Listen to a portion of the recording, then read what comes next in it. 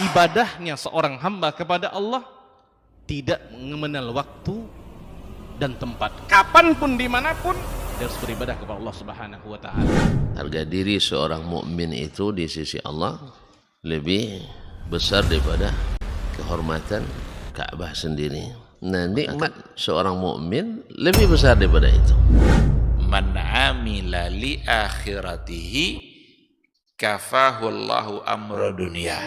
Barang siapa yang beramal untuk akhiratnya, Allah akan cukupkan baginya urusan dunianya. Berjuang dengan harta untuk membela agama Allah Subhanahu wa Ta'ala, hendaklah menjadi penopang terhadap dakwah ini, bukan sebaliknya yang menghalangi dakwah ini, tapi jadilah keluarga muslim yang menopang dakwah Islam. Kenikmatan dunia ini lebih remeh dari sekedar sayap seekor nyamuk. Tidak patut bagi seorang yang beriman bersedih ketika tidak mendapatkan kenikmatan dunia. Nabi SAW katakan, la tahkiranna 'anil ma'rufi syai'a walau an talqa akhaka biwajhin taliq. Jangan kamu pandang remeh suatu kebaikan walaupun sedikit. Apa sedikitnya? An talqa akhaka biwajhin taliq, muka senyum kepada saudaramu.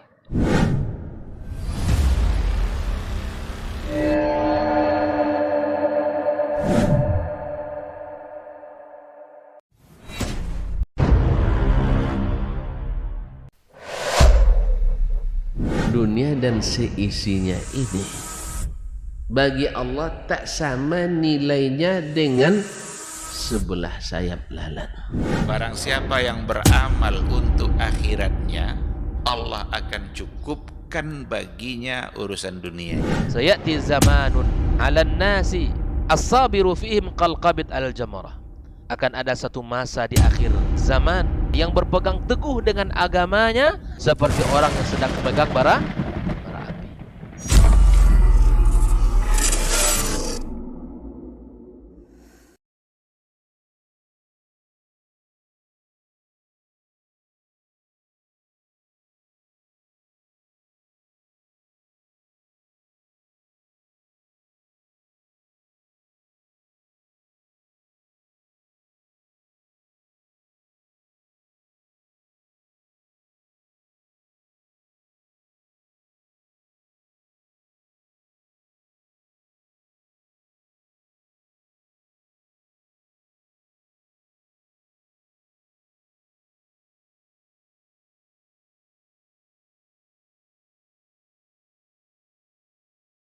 Rahmatullahi wabarakatuh.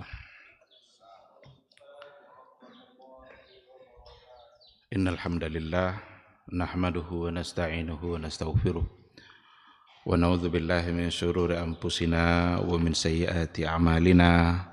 May yahdihillahu fala mudhillalah wa may yudlilhu falan tajida lahu waliyyan mursyida. Asyhadu an la ilaha illallah wahdahu la syarikalah wa asyhadu anna Muhammadan abduhu wa rasuluh la nabiyya wa la rasula ba'dah. Ikhwati fillah, ma'asyiral hadirin wal hadirat rahimani Allah wa iyyakum. Mari sama-sama kita awali hari kita dengan senantiasa memperbanyak ungkapan puji dan syukur kepada Allah Subhanahu wa Ta'ala, satu-satunya zat tempat kita bergantung, satu-satunya zat yang pantas untuk kita puji. Dialah Allah Subhanahu wa Ta'ala. Karena dialah kita bisa hidup, dialah yang memberikan kita kehidupan, dan untuk dia jugalah kita hidup. Oleh karena itu, apapun yang kita lakukan dalam kehidupan kita di dunia, berikan untuk dia. Inna salati wa nusuki wa mahyaya wa mamati lillahi rabbil alamin.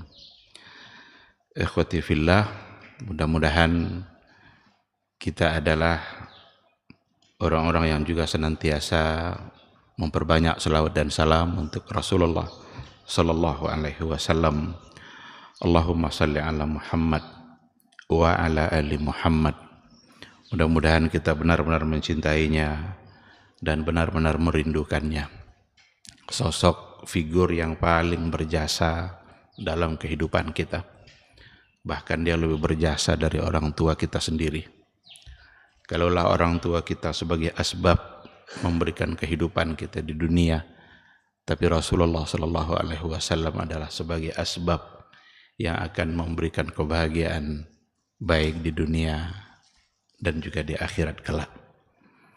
Oleh karena itu taatilah sunnah-sunnahnya, berbahagialah untuk berada di atas sunnah-sunnahnya, istiqamahlah.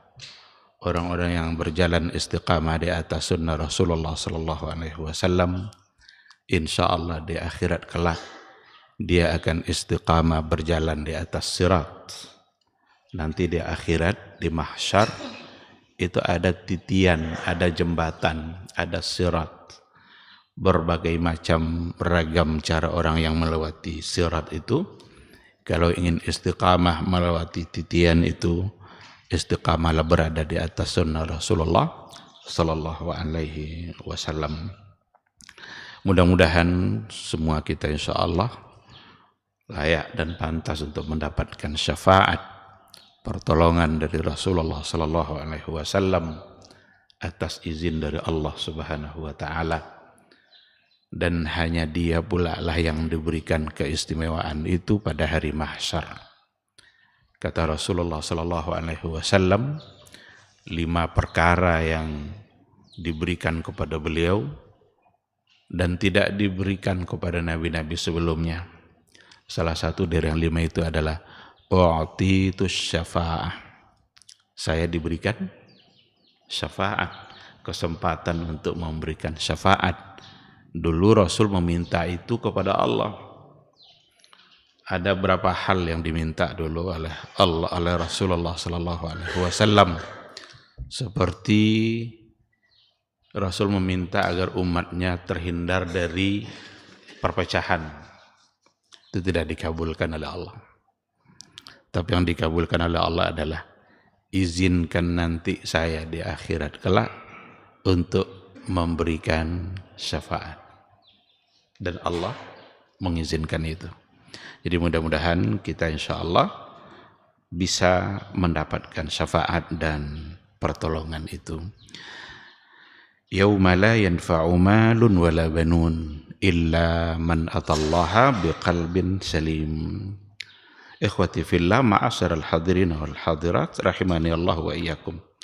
Kembali kita pada pagi hari ini melanjutkan kajian tauhid, kajian akidah melalui sebuah buku Syarah Salasatil Usul Al-Muntaqa min Syuruhi Salasatil Usul. Kita sudah sampai pada Al-Martabatul Tsalitsah. Tingkatan yang ketiga dalam beragama itu adalah ihsan. Islam, iman, ihsan. Kita sudah sampai pada ihsan itu. Pada pertemuan yang sebelumnya kita berikan penjelasan tentang definisi yang datang langsung dari Rasulullah SAW untuk ihsan dan beberapa dalil yang ada di dalam Al-Quran dan juga di dalam sunnah Rasulullah SAW. Dalam sebuah hadis Nabi sendiri mengatakan bahwa ihsan itu adalah anta'budallah ka'annaka tarahu fa in lam takun tarahu fa innahu yarak. Ihsan itu adalah anta'budallah, kamu menyembah Allah, kamu beribadah kepada Allah ka'annaka tarahu, seolah-olah kamu melihatnya. Fa in lam takun tarahu fa innahu yarak.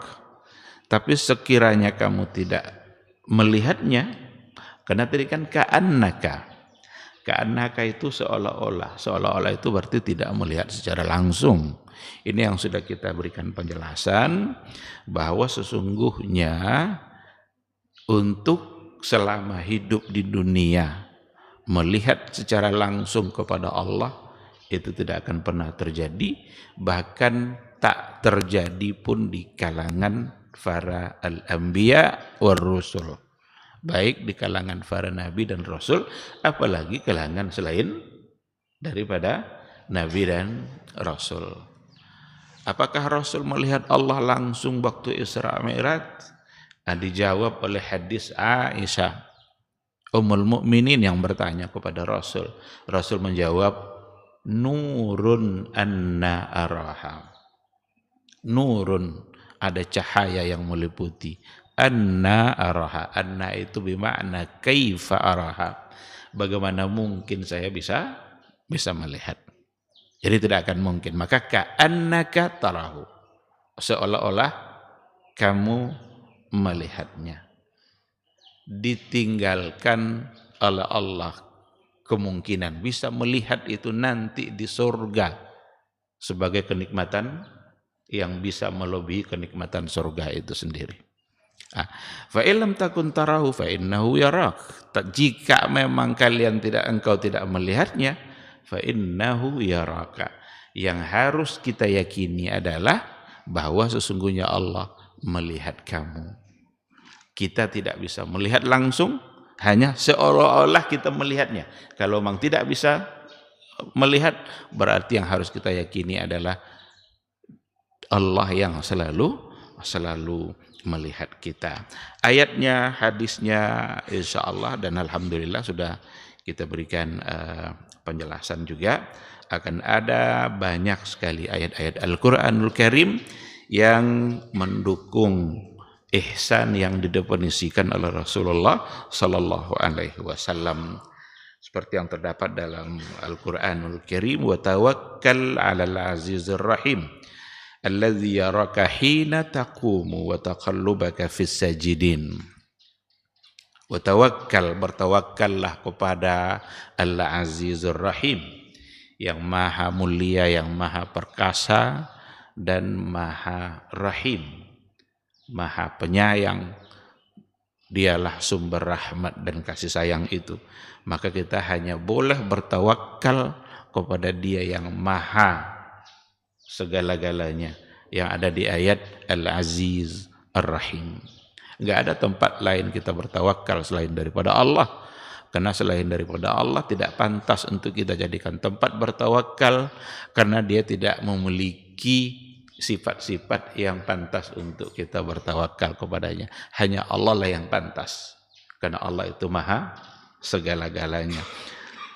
Alladzi yaraka hina taqum, di mana Allah itu yaraka hina taqum, yang menyaksikan, melihat kamu ketika kamu berdiri malam hari. Kalau ada yang bangun qiyam, Allah melihatnya. Ibadah-ibadah yang dilakukan, Allah pasti akan melihatnya. Wa taqallubaka fis sajidin. Taqallubaka fis sajidin. Ibadah kita seperti sholat yang disebutkan sujud, biasa disebut dengan sujud karena inti dari penghambaan kita kepada Allah, di mana kita paling dekat dengan Allah itu ada pada saat kita sujud. Wa taqallubaka fis sajidin. Dan bisa jadi sujud itu adalah ibadah yang memang lama kita lakukan, karena memang Rasul pun menyuruh untuk melakukan itu.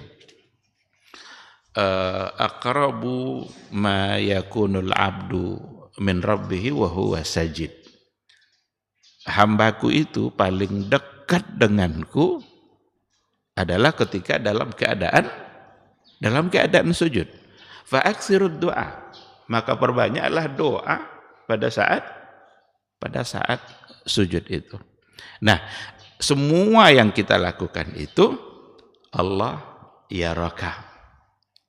Allah melihat ketika berdiri, wa taqallubaka fis sajidin, dan bolak-balik dalam beribadah itu yang dilakukan pada saat sujud. Semua gerakan-gerakan dari ibadah tidak akan ada yang tersembunyi dari pandangan Allah Subhanahu wa taala. Maka ketika dikatakan fa illam takun tarahu fa innahu yarak, jika kamu tidak mampu melihatnya maka Allah pasti melihatmu. Inilah di antara ayatnya. Alladzi yaraka hina taqum wa taqallubaka fis sajidin. Dan tentu akan banyak ayat yang lain, di antaranya juga wa ma takunu fi sya'nin wa ma tatlu minhu min Qur'an wa la ta'maluna min amalin illa kunna 'alaikum syuhuda. Itu firman Allah Subhanahu wa taala. Tidaklah kamu berada dalam satu keadaan apapun, wa ma tatlu minhu min Qur'an, dan tidak pula lah kamu membaca apapun di antara ayat-ayat Al-Qur'an, wala ta'maluna min amalin, dan tidak pula kamu mengamalkan satu amalan. Di sini min amalin dalam bentuk nakirah. Nakirah itu biasanya oleh ulama usul itu salah satu dari bentuk sigat umum, min siyagil umum. Apalagi di sini adalah nakirah ba'da nafi. Nakirah yang terletak setelah nafi itu faedahnya menunjukkan umum.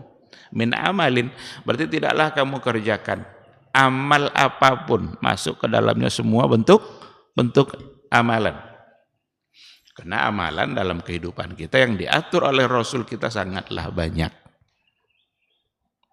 Nah, dari semua yang dilakukan itu illa kunna 'alaikum syuhuda, kecuali kami, kata Allah Subhanahu wa taala, 'alaikum syuhuda. Syuhuda, menyaksikan atas semua perbuatan-perbuatan yang telah atau yang sedang kalian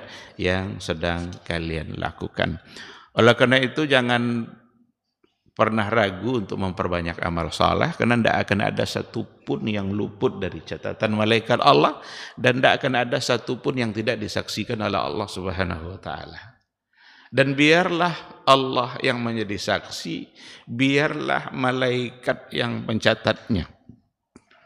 Tidak mesti kita pula yang ikut-ikut mengambil fungsi malaikat itu. Karena kadang-kadang kita belum mulai beramal tapi sudah masuk ke Facebook. Belum dilaksanakan kebaikan itu, tetapi save di sini ya katanya, itu tuh bahasanya itu dipoto-foto dulu sisi kiri kanan, baru pegang Quran tuh dipoto itu. Nah, save di sini ya katanya, biarlah Facebook yang menjaga, nggak biarkan malaikat yang menjaga, biarkan malaikat yang mencatat amalan kita.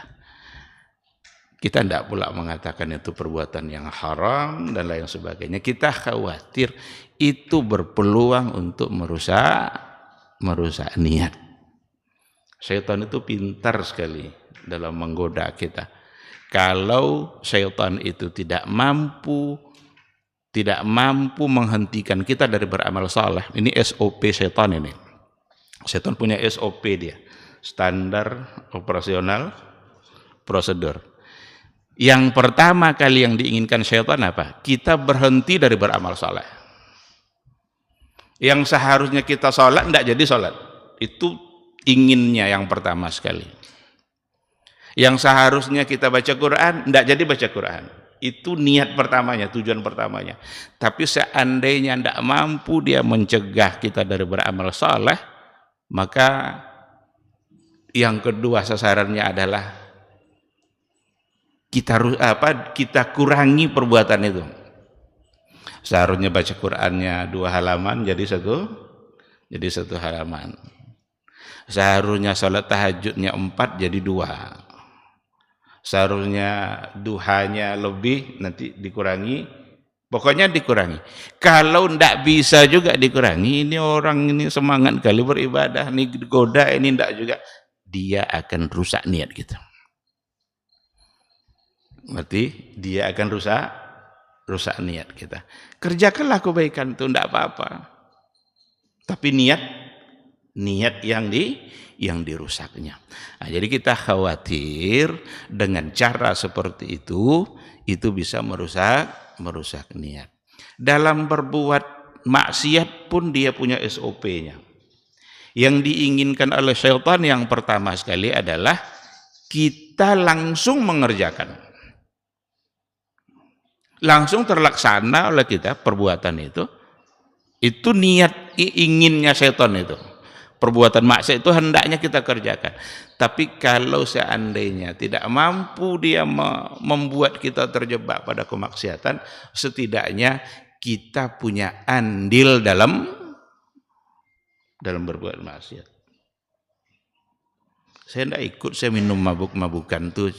Cuma dia yang jual. Dia tidak ikut minum, tapi yang jual dia. Berarti dia punya andil enggak? Punya andil.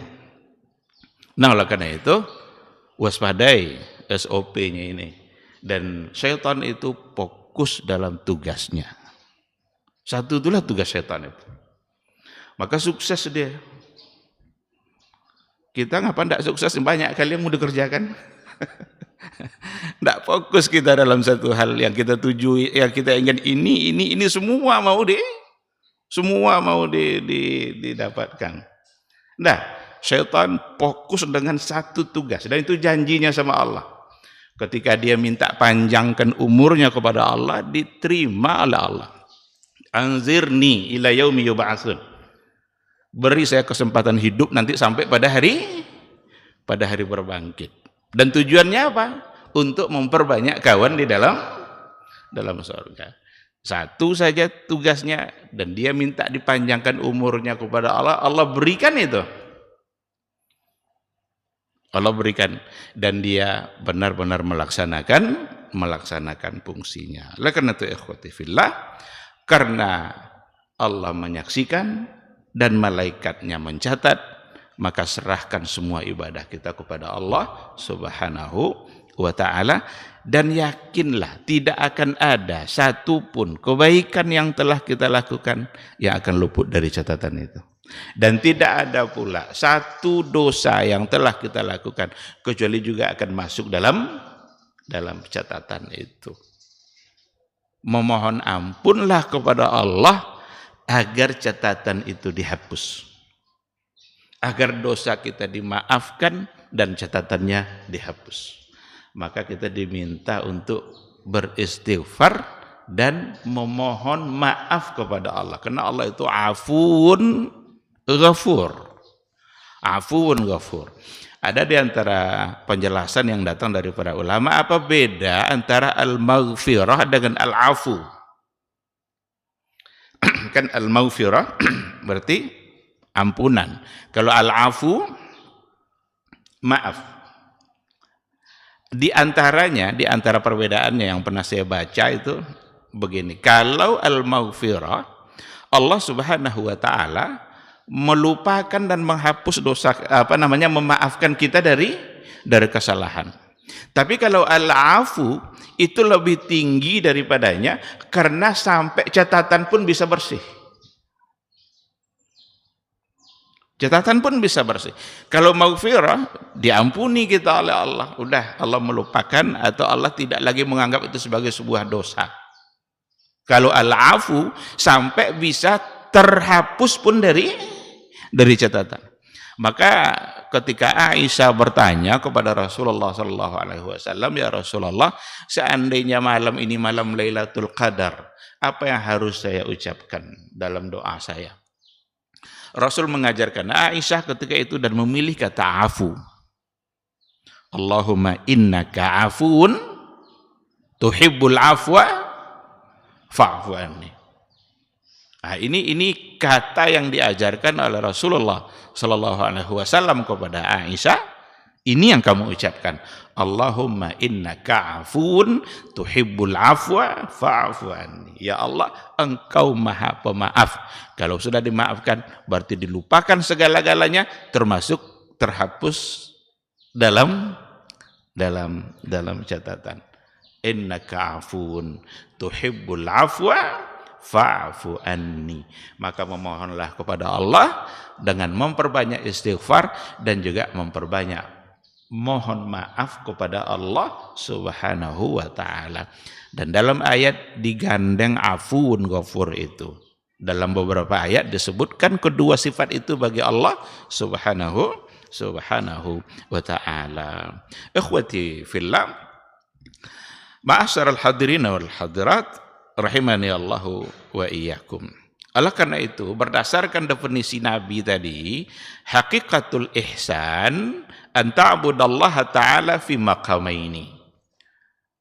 berdasarkan definisi Nabi dan ayat-ayat yang disebutkan tadi, bahwa hakikat dari ihsan itu adalah anta'budallaha ta'ala fi maqamaini.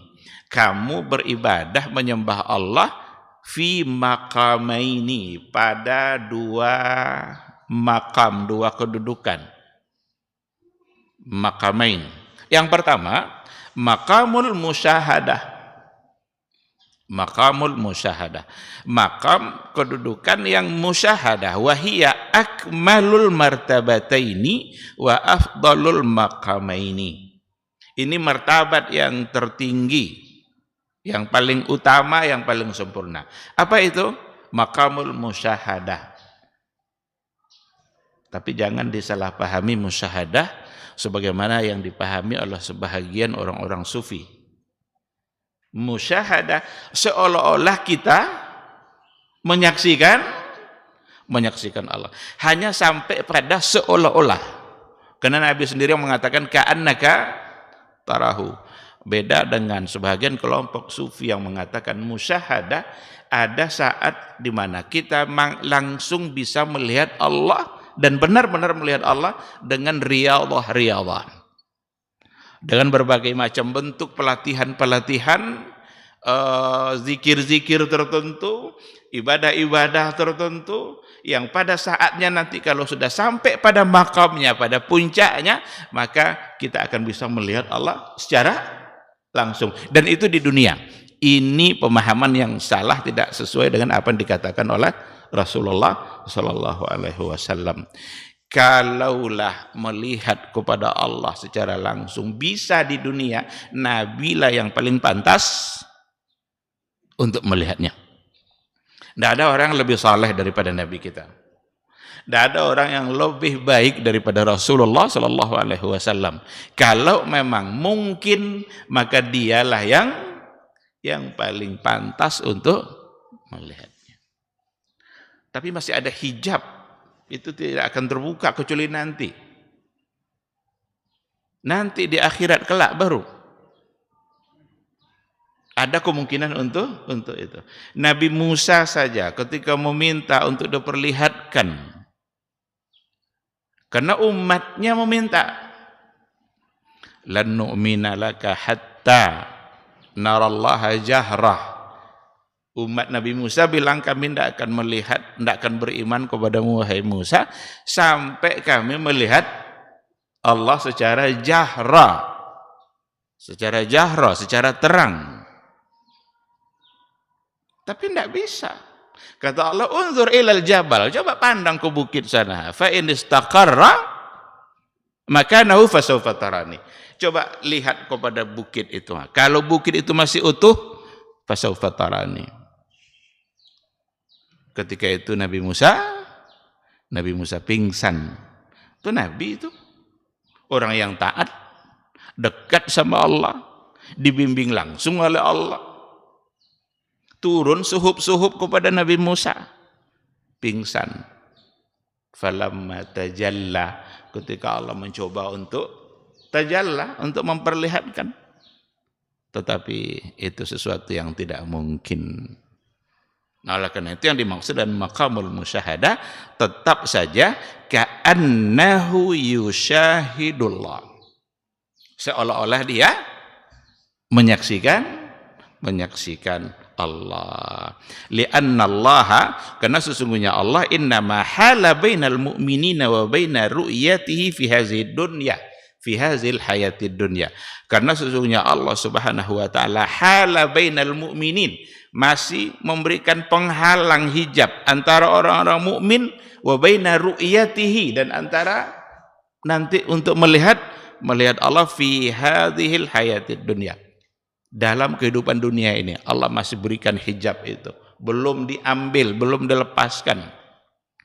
Nanti di akhirat baru fakashafna anka ghita'aka fabasarukal yawma hadid. Nanti baru kasyafna, kami buka hijab itu dari pandangan.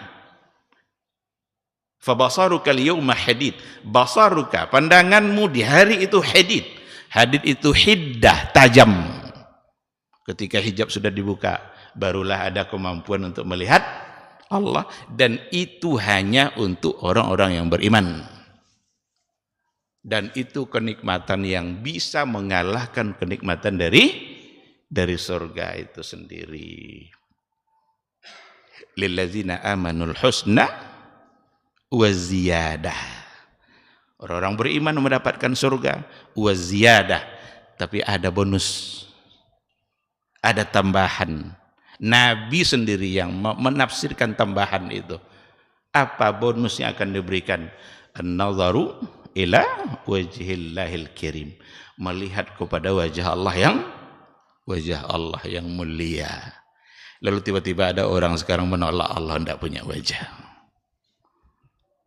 Tiba-tiba ada orang tidak percaya kalau Allah tidak punya.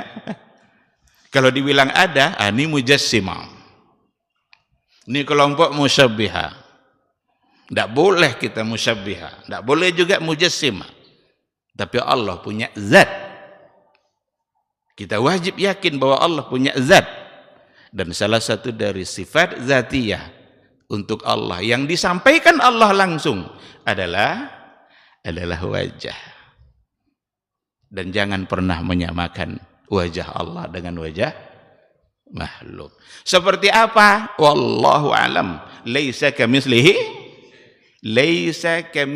syai'un wa huwas samiul basir. Tidak ada satupun yang serupa dengan Allah. Mudah kali dalam berakidah ini. Allah bilang, kita yakin. Allah sebutkan ini, kita imani. Jangan cari-cari seperti apa. Kenapa kita mempersulit diri? Maka terkadang, dan bukan terkadang, sering kesulitan dalam beragama itu kita sendiri yang menciptakannya. Jadi kesulitan dalam beragama itu sering kita sendiri yang menciptakan. Padahal agama sangat mudah. Inna hadzal dina yusrun wa la yushaddad dina ahadun illa ghalabah. Sungguh agama ini sangat mudah, kata Rasul. Enggak akan ada yang mencoba untuk menandinginya kecuali dia akan kalah sendiri. Dalam persoalan akidah, dalam persoalan ibadah, dalam persoalan-persoalan yang lain, yusrun, karena din itu masuk semuanya. Akidah sangat mudah. Nabi dengan para sahabatnya berakidah dan begitu mudah dan sederhana. Allah bilang, kita yakin.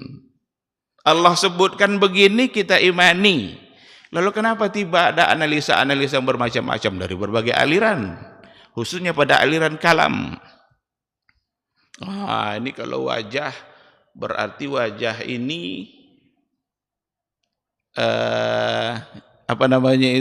jarihah atau tidak? Mulai bertanya. Jarihah itu bagian dari anggota tubuh yang terbayang oleh kita adalah tubuh. Kalau disebut wajah. Kalau seandainya dia tubuh atau jisim, nanti ada ada jauhar, ada arat, ada ukuran panjangnya, ada begininya. Untuk apa analisa ini semua? Allah sudah bilang laisa kamitslihi syai'un. Tidak ada yang sama dengan Allah. Kalau sudah dibilang tidak ada yang sama, kenapa harus dianalisa lagi? Udah selesai, dia bilang wajah, udah saya percaya. Jangan-jangan orang-orang yang tak percaya Allah punya wajah, dia tidak mendapatkan kenikmatan itu di surga nanti. Apa yang mau ditengoknya, dia tidak percaya dengan adanya wajah. Jadi yakin dengan Al-Quran, yakin dengan hadis Nabi. Dia bilang wajah-wajah. Mudah-mudahan kita semua bisa melihat Allah nanti di akhirat kelak.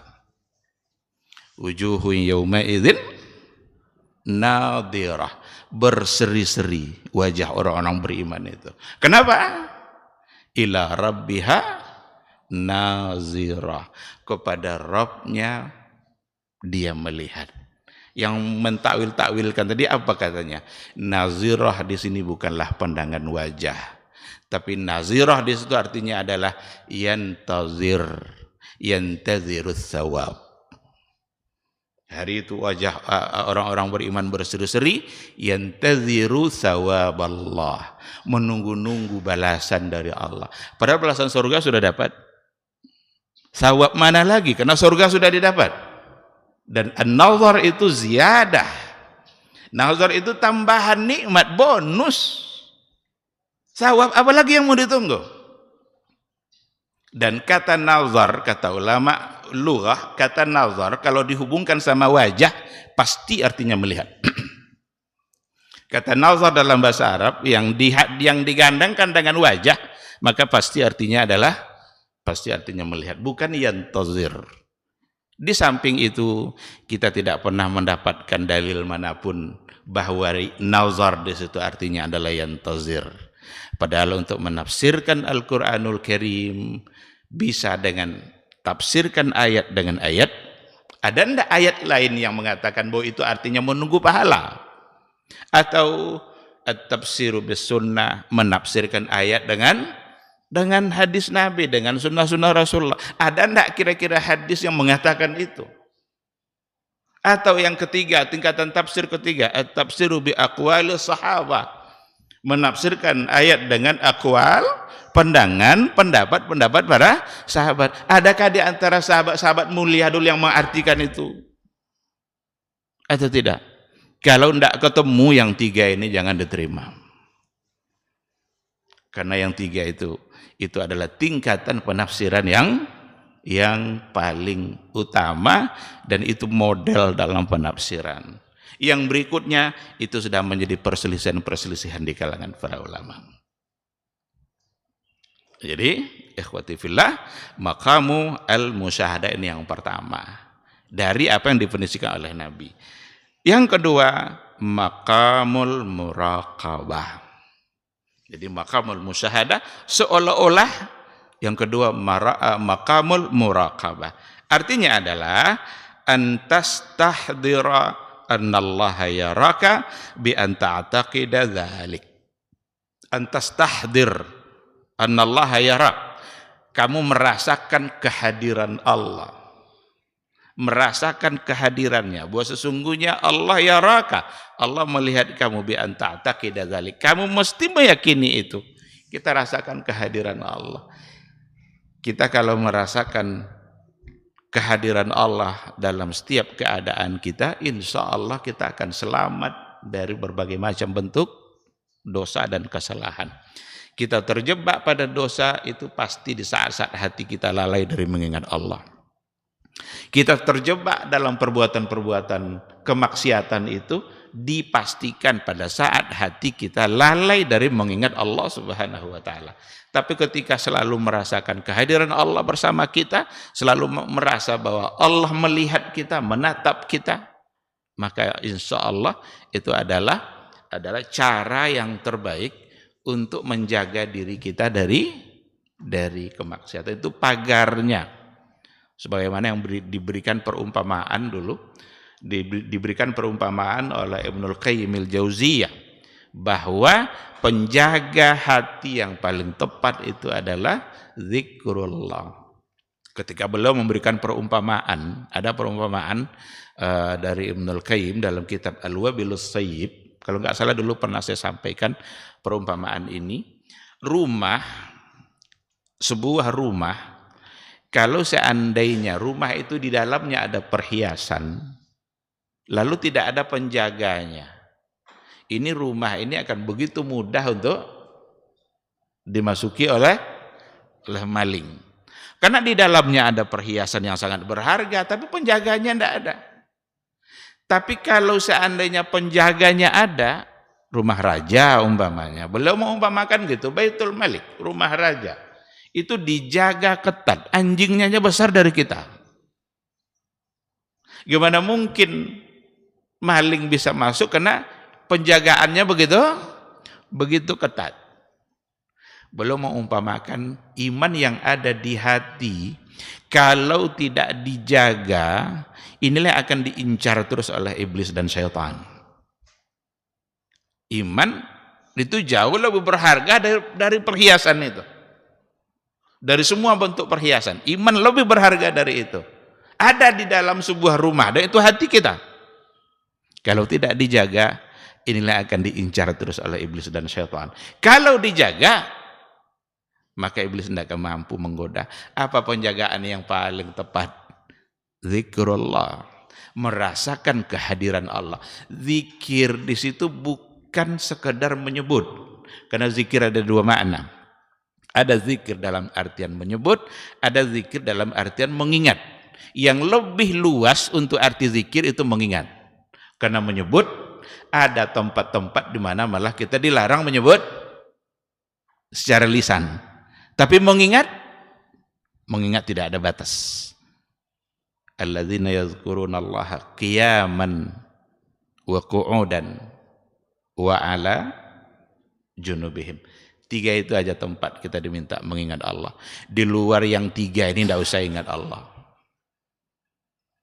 Qiyaman wa qu'udan wa ala junubihim. Berdiri, duduk, berbaring. Ternyata kita enggak lepas dari 3 keadaan ini. Dan itu salah satu dari bentuk balaghatul Quran. Betapa sempurnanya bahasa Al-Quran. Singkat bahasanya tapi memuat seluruh makna yang ada di dalamnya. Keadaan apapun kita hanya akan berada pada salah satu dari yang 3 ini. Dan 3 itulah tempat di mana kita selalu zikrullah, mengingat. Dan kalau itu pagarnya, berarti insya Allah kita bisa selamat. Dan itu bagian dari bentuk muraqabah. Muraqabah. Kita merasakan kehadiran Allah subhanahu wa ta'ala. Jangankan merasakan kehadiran Allah, merasakan kehadiran orang terdekat. Merasakan kehadiran orang terdekat saja bisa buat kita selamat. Sebagaimana selamatnya Nabi Yusuf dari godaan Zulaikha, seolah-olah dia melihat wajah ayahnya. Jadi kan diperlihatkan oleh Allah apa ayatnya? Hamma bihi wa hammat biha, apa ayat dalam surat Yusuf, lupa saya. Ketika sudah si perempuan itu pun sudah menggebu-gebu, dan Nabi Yusuf pun hampir bisa, kalaulah bukan karena dia melihat, walaulah an ra'a burhana rabbi, kalaulah bukan karena ia melihat burhan. Kalau ditengok penafsiran para ulama, di antara makna burhan, Allah perlihatkan wajah ayahnya di hadapan Nabi Yusuf. Jadi hampir kalau ndak ingat, ini ayah saya, karena ayahnya selalu menasihati anaknya. Maka sebagai ayah perlu kita sering menasihati anak-anak kita, karena ketika anak kita ingat nasihat itu, insya Allah dia bisa terlepas dari hal-hal yang tidak baik. Kalau sering kita memberikan nasihat seperti itu, sampaikan hal-hal yang baik, nak jangan begini, nak jangan begini. Satu saat ketika dia sudah sendiri, mungkin ada peluang untuk melakukan kesalahan, tapi pada saat dia teringat wajah ayahnya, itu saja bisa menghindarkan kita. Apalagi kalau yang selalu ada dalam hati kita adalah merasakan kehadiran Allah yang maha pemberi nikmat. Yang kita ingat dari Allah itu ya sifat-sifat baiknya tadi itu, yang maha segala-galanya itu. Kita hidup karena dia, kita bernapas karena dia. Nikmat yang ada tidak akan bisa kecuali karena dia. Mungkinkah nikmat yang diberikan Allah ini untuk berbuat maksiat? Itu namanya zikrullah. Karena berapa banyak orang yang mudah-mudahan kita tidak termasuk ke dalamnya. Allah berikan nikmat melimpah, tapi nikmat itu justru menjauhkan dirinya dari Allah subhanahu wa ta'ala. Kalau zikrullahnya lemah, kalau merasakan kehadiran Allah tidak ada, nikmat yang diberikan Allah pun kita gunakan untuk mendurhakai Allah sendiri. Itu tentu satu sikap yang sangat tidak wajar. Ikhwati fillah, ma'asyiral hadirin wal hadirat, rahimani Allahu wa iyyakum. Jadi maqamul musyahadah dan maqamul muraqabah ini 2 maqam ihsan yang memang harus selalu ada. Poin terakhir barangkali karena waktu juga ingin saya sampaikan min asbabit tahalli bihatainil martabatain. Apa sebab-sebab yang bisa kita lakukan untuk mendapatkan dua martabat ini? Untuk mendapatkan ihsan yang sesungguhnya dalam kehidupan kita, apa caranya? Ini penting. Yaitu yang pertama, sihatul ilmi. Sihatul ilmi. Al-ilmu sahih. Ilmu yang benar. Landasannya mesti kepada ilmu yang benar. Ilmu yang benar itu apa? Ilmu yang benar itu sumbernya akurat, pahamnya betul. Apa sumber agama yang paling akurat? Al-Quran, Sunnah. As-sunnatus sahihah. Kalau Quran itu sudah pasti dia mutawatir. Mutawatir baik itu qat'iyul lurud itu Al-Quranul Karim. Dan sudah pasti benar. Tidak boleh kita meragukan satu ayat pun dari Al-Quranul Karim. Karena keberadaannya sudah pasti benar. Dan yang kedua adalah as-sunnatus sahihah. Sunnah yang sahih, baik mutawatir maupun ahad. Oleh karena itu, kebenaran ilmu itu sumbernya jelas, kemudian pahamnya juga betul. Dan paham yang paling betul dalam beragama dari Al-Quran dan Sunnah yang sahih tadi adalah fahmus sahabah. Adalah pemahamannya para sahabat. Kalau sudah mulai melenceng dari pemahaman para sahabat, maka alamat kita akan menyimpang dalam beragama. Oleh karena itu bagaimana kita berakidah, tengok bagaimana sahabat berakidah. Bagaimana Nabi berakidah. Bagaimana Nabi mengajarkan para sahabat dalam persoalan akidah. Ini sihatul ilmi sangat penting sekali. Dan paham terhadap ilmu itu sangat penting. Karena agama ini bukan apa maunya kita. Agama ini adalah apa maunya Allah bersama Rasulnya. Yang diinginkan oleh dia berdua, Allah bersama Rasulnya, itulah yang harus kita inginkan juga di dalam beragama. Aqidatan wa ibadah. Baik dalam persoalan akidah maupun dalam persoalan ibadah.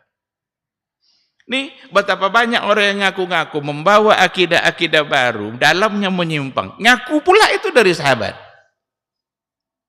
Ngaku pula itu dari generasi terbaik. Padahal ketika dijadikan atau dicoba cari landasannya, tidak ketemu dari apa yang dipahami oleh Nabi. Pertama, sihatul ilmi. Kesalahan memaknai musyahadah oleh kelompok sufi yang kita jelaskan tadi, itu karena yang bermasalah ada di sini. Ada pada sihatul ilmi dengan kesalahan di dalam memahami.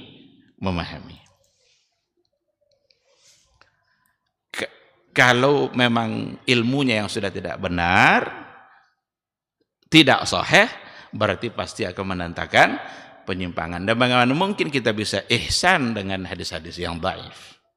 Bagaimana mungkin kita bisa sampai ke tingkat ihsan dengan ilmu-ilmu yang tidak sahih? Oleh karena itu, syarat pertamanya memang adalah sihatul ilmi. Sahkan dulu ilmu itu, sahihkan dulu ilmu itu. Dan kesahihan ilmu dalam beragama sumbernya jelas, Al-Quran dan Sunnah, dan pahamnya pun datang dari pemahaman yang tergaransi. Nabi memberikan garansi kepada generasi terbaik dulu. Kalau memang beragama sudah diawali dengan ilmu yang tidak sahih, maka yang akan hadir dalam kehidupan kita adalah penyimpangan demi penyimpangan. Nah, itu yang pertama. Yang kedua, sihatun niyah. Pertama apa tadi? Sihhatul ilmi. Berupayalah semaksimal mungkin untuk mengambil al-ilmu sahih. Semua sudah terang. Imam Malik mengatakan, lan tasluha hadhil ummah illa bima saluhat bi awailuha. Enggak akan pernah umat ini menjadi baik kecuali dengan cara baiknya generasi terbaik dulu. Dengan apa mereka dulu baik? Betapa jahiliyahnya mereka dulu. Hadir Nabi di tengah-tengah mereka, membawa asbab as-sa'adah, asbabul khair, sebab-sebab kebaikan dan kebahagiaan, dan mereka berubah menjadi baik. Sebab itu pula lah yang akan bisa membuat kita hari ini menjadi baik. Yang pertama, sehatul ilmi, dan yang kedua, sehatun niyah. Niat kita yang harus selalu untuk kebaikan. Kita ingin cari ilmu ini untuk apa? Kita ingin mencoba kembali kepada pemahaman yang benar itu untuk apa? Untuk ketenarankah? Untuk tersohorkah? Untuk viralkah? Zaman sekarang zaman viral seperti yang kita katakan tadi. Inginkah bahwa kita ingin disebut sebagai orang yang paling alim, orang paling benar? Jangan-jangan dia yang pertama lebih duluan masuk neraka Allah Subhanahu wa ta'ala. Yang penyebabnya bukan karena amalannya. Amalannya bagus sekali. Jihad amal bagus enggak? Berinfak amal bagus enggak? Baca Quran amal bagus enggak? Tapi kenapa kok lebih duluan masuk neraka? Yang bermasalah berarti ada pada sini hati, niat. Amal baik, tapi kalau seandainya tidak niatnya benar, maka itu juga tidak bisa. Oleh karena itu, sihatul ilmi saja itu tidak cukup. Harus diikutkan dengan sihatun niyah. Luruskan niat kita dari sekarang. Niat inilah yang akan membuat kita berbeda-beda nanti ini di sisi Allah Subhanahu wa ta'ala. Ada di antara sahabat yang baru saja mengucapkan la ilaha illallah. Baru saja mengucapkan la ilaha illallah. Masuk Islam dia dengan ucapan itu. Datang ajakan untuk berperang. Ikut berperang di jalan Allah. Mati pula dia dalam peperangan itu. Apa kata Rasul?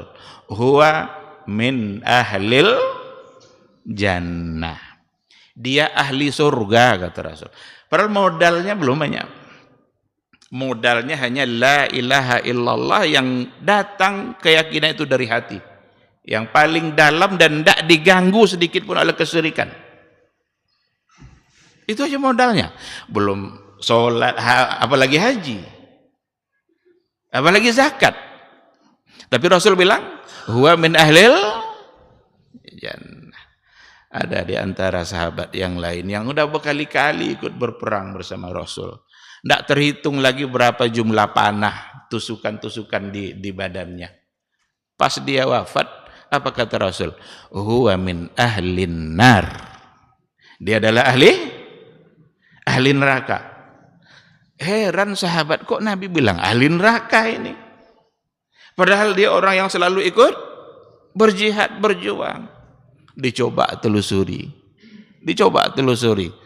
Ternyata ketika banyak tusukan-tusukan panah, dia agak menjauh dari kawan-kawannya, merasa tidak sanggup lagi menahan tusukan-tusukan itu, dan akhirnya dia membunuh dirinya sendiri. Nah, oleh karena itu, sehatun niyah ini sesuatu yang menjadi penting untuk menggapai al-ihsan. Ibadah kepada Allah secara ihsan tidak dapat tidak diikutkan, harus diikutkan dengan sihatun niyah. Yang ketiga, wa husnul amal, baikkan pelaksanaannya. Ikhlas, ilmu sudah benar, niat sudah baik, tapi kalau mengerjakannya asal-asalan, berarti juga belum akan sampai kepada al-ihsan.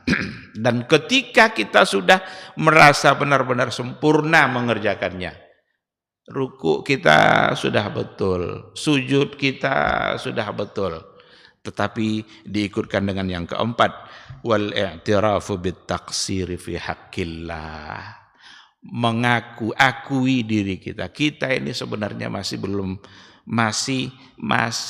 belum sempurna dalam memberikan hak Allah Subhanahu wa taala. Jangan muncul pula kesombongan. Tetaplah memohon ampun kepada Allah atas kekurangan-kekurangan amal kita, karena hanya Allah lah yang tahu hakikat dari apa yang telah kita lakukan. Kita sudah berikan infak itu untuk Allah, atas nama Allah. Setelah itu mohon ampun kepada Allah. Jangan-jangan yang kita berikan ini sebenarnya seharusnya lebih dari itu. Atau jangan-jangan ada terselip sedikit-sedikit dari niat yang salah dalam pelaksanaan ibadah. Maka kita merasa muqassir, kita merasa ada taksir, ada kekurangan di situ dalam melaksanakan hak-hak Allah. Mudah-mudahan Allah menyempurnakannya, mudah-mudahan Allah memaafkan kekurangan-kekurangan itu atau menganggap dia sudah sempurna. Ikhwati fillah, ma'asyiral hadirin wal hadirat rahimani Allahu wa iyyakum. Ini barangkali yang menjadi kajian kita pada pagi hari ini. Mudah-mudahan apa yang kita bahas dalam persoalan ihsan sebagai tingkatan ketiga dalam beragama, nah ini adalah tingkatan tertinggi yang akan menyempurnakan keislaman dan keimanan kita. Islam, iman, maka disempurnakan dengan al-ihsan dalam artian yang sesungguhnya. Terima kasih. Mudah-mudahan Allah selalu membuka hati kita, semangat terus untuk belajar dan semangat terus untuk mengamalkan apa yang kita pelajari. Sebelum kita tutup, barangkali ada satu atau dua pertanyaan. Kalau ada, nah silakan.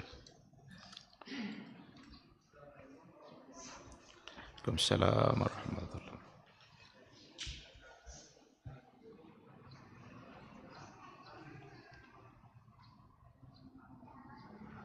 Kayaknya saya kurang begitu jelas ini.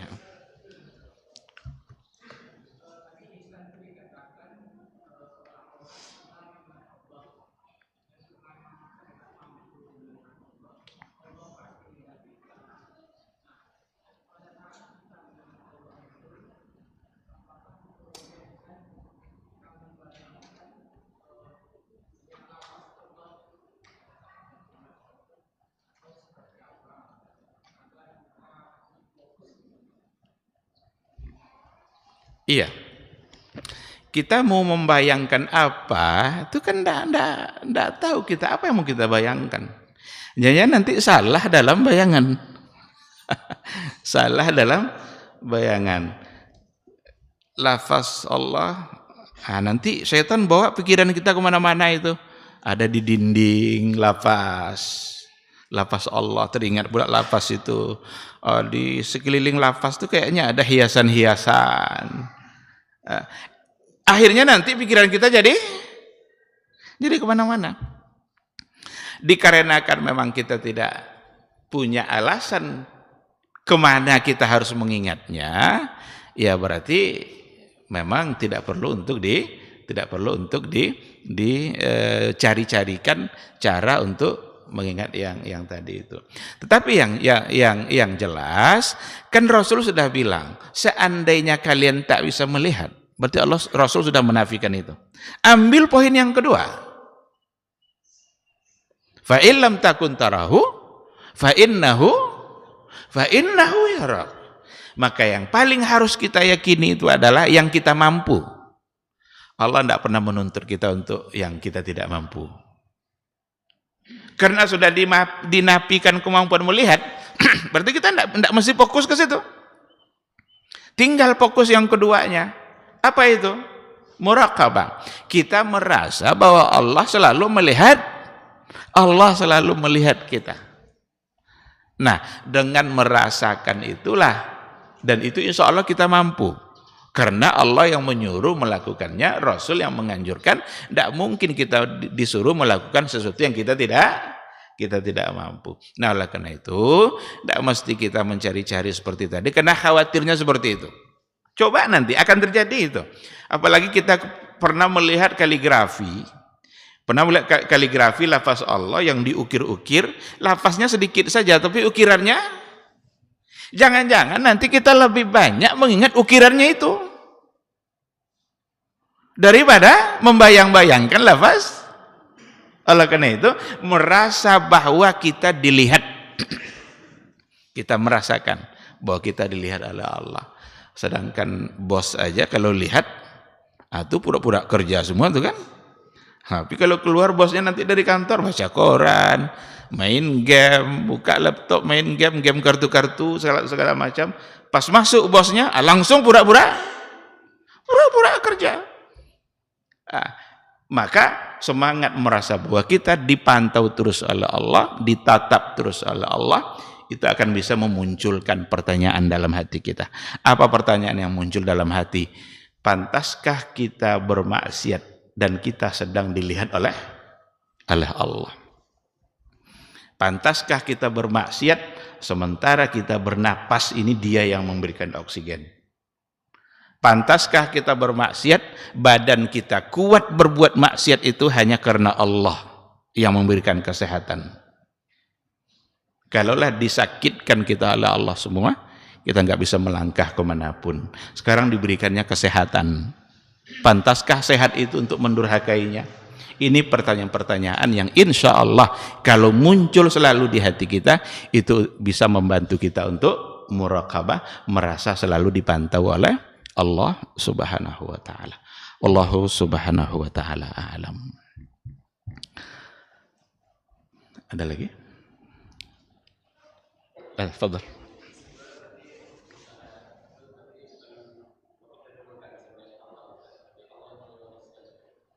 Iya, karena memang tidak bisa, karena sudah diberikan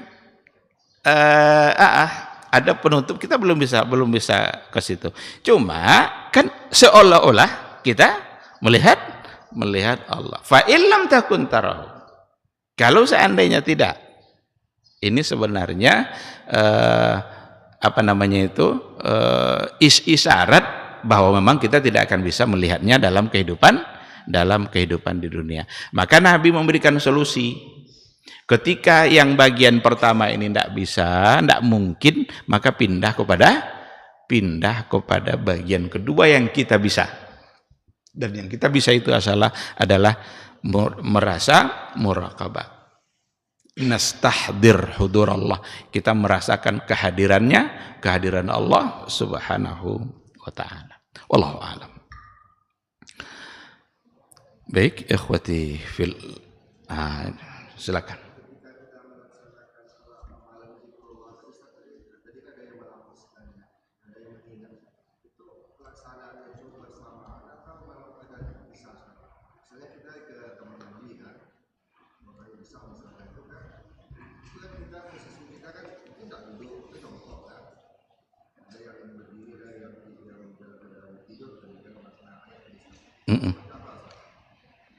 Iya, apakah harus secara bersamaan?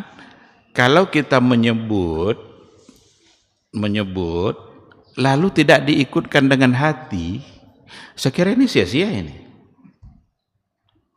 Menyebut tapi tidak diikutkan dengan hati, jangan-jangan kita sedang mimpi, jangan-jangan kita sedang tidak sadarkan diri.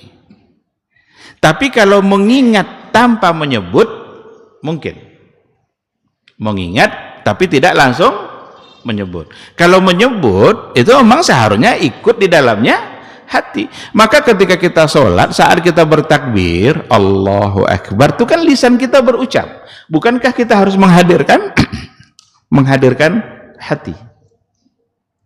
Oleh karena itu, ketika kita menyebut Allah, itu memang seharusnya yang ikut adalah hati, agar tidak terkesan asal-asalan.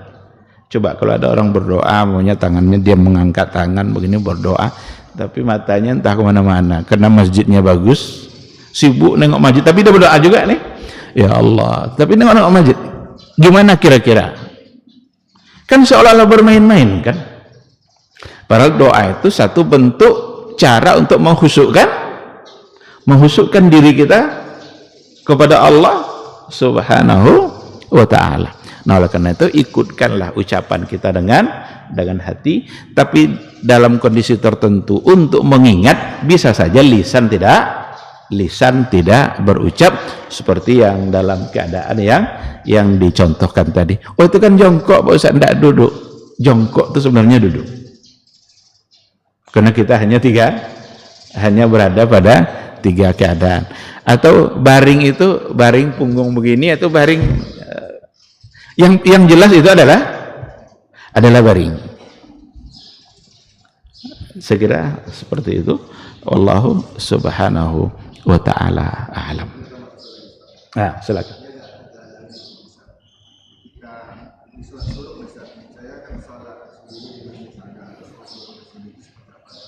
Wallahu a'lam. Yang jelas kalau kita lihat zahirun nas, zahirul hadis, memang adalah orang yang sholat subuh lalu ia berzikir di tempat di mana dia sholat, kan begitu. Lalu kemudian nanti dia sholat dua rakaat. Nabi tidak menyebut, tidak ada bahasa isyraq itu langsung dari Nabi, tapi cuma di situ sampai terbit matahari. Ada sebagian yang menganggap ini hadis tidak sampai ke dekat sahih, tapi banyak yang menghukumkannya sebagai hadis yang dapat untuk diamalkan. Kalau itu dia lakukan, maka dapatlah dia seperti pahala haji kan, tamatan tamah, sempurna. Sekarang bagaimana? Saya sholat di sini nih, cuma karena ada kajian di sana, saya pergi ke sana. Apakah ada isyraq atau tidak? Allahu a'lam. Cuma kalau dikerjakan dikarenakan oleh kita tidak meninggalkan zikir, kan intinya kan tidak melakukan apapun kecuali perbuatan baik. Sekarang melangkahkan kaki itu kan bagian dari perbuatan baik yang kalau seandainya dia tidak lakukan, berarti dia mungkin tidak mendapatkan kebaikan dari majelis itu kan. Seharusnya dia pergi, tapi kalau tidak dia tidak akan mendapatkan kebaikan-kebaikan dari yang ada pada majelis tadi. Nah, karena itu wallahu alam, silakan untuk dikerjakan, semoga Allah tetap bisa menerima, karena kita meninggalkan majelis itu bukan untuk sesuatu yang memang di dalamnya tidak mengandung kebaikan. Tapi kalau secara zahir berarti tidak kan, karena di tempat kan. Nah, kalau sudah di tempat ya laksanakan di tempat, tapi ada kebaikan lain yang ingin kita kejar. Zikir di tempat sangat baik sekali, tapi kita kehilangan fadilah majelisnya. Nah, sekarang kita ingin mengejar fadilah majelis, banyak fadilah majelis. Melangkahkan kaki ke majelis saja itu sudah mendekatkan ke surga Allah, belum sampai ke majelis lagi itu. Man salaka tariqan, salaka itu kan baru berjalan kan, sudah ada fadilahnya. Pas nanti sampai ke majelis, nazalat alaihimus sakinah wa ghasiyatuhumur rahmah wa sallat alaihimul malaikah wa dzakarahumullahu fi man indah. Kita mau mengejar itu. Mudah-mudahan Allah menerima semua itu sebagai kebaikan, dan saya secara pribadi lebih cenderung untuk mengikuti yang mengatakan kalau ingin mengerjakan sholat setelah itu silahkan untuk dikerjakan. Mudah-mudahan tetap sama dengan yang ada yang disampaikan oleh Rasulullah sallallahu alaihi wasallam. Wallahu subhanahu wa ta'ala alam. Baik, saya kira cukup ya, jam 7:04. Demikian kajian kita pada pagi hari ini. Ada sesuatu yang sekedar untuk menginformasikan dalam yang hubungannya dengan masjid kita. Yang pertama sekali ya, terima kasih kepada seluruh donatur yang telah memberikan hartanya dimanapun ia berada Untuk turab kita alhamdulillah sudah bisa kita selesaikan. Ragu-ragu memulainya, tapi kata kawan-kawan mulai aja katanya, insya Allah nanti itu selesai itu. Dan ternyata alhamdulillah turab kita sudah selesai. Untuk ke depan insya Allah kita akan lihat ke bagian atas insya Allah untuk pelafonnya, karena kalau pas sholat siang, sholat Jumat itu kayaknya hawanya panas sekali. Alhamdulillah ada kipas, tapi pada masa Nabi tidak ada juga kipas dulu kan. Hati mereka tenang karena di hati mereka ada surga, jadi mereka tetap aja sepanas apapun mereka tetap aja. Cuma kita ini sudah dimanja dalam kehidupan kita. Sudah dimanja oleh teknologi, apa dibuat orang ingin pula kita membuatnya. Rencana ke depan kita akan coba lihat ke atas untuk plafonnya. Kalau ada kawan-kawan nanti kawan yang punya kawan lagi ya kan gini masalahnya nih kan. Ini Ustaz Nanda ini banyak kawannya. Rencana kita akan mencoba untuk membuat plafonnya. Kita minta kepada Pak Dasman untuk mencoba menghitung-hitung, katanya 1 meter itu kira-kira 200. Sementara luasnya 17 kali 17. Berarti tidak sampai 400 itu ya. Kalau 20-20 400 ya.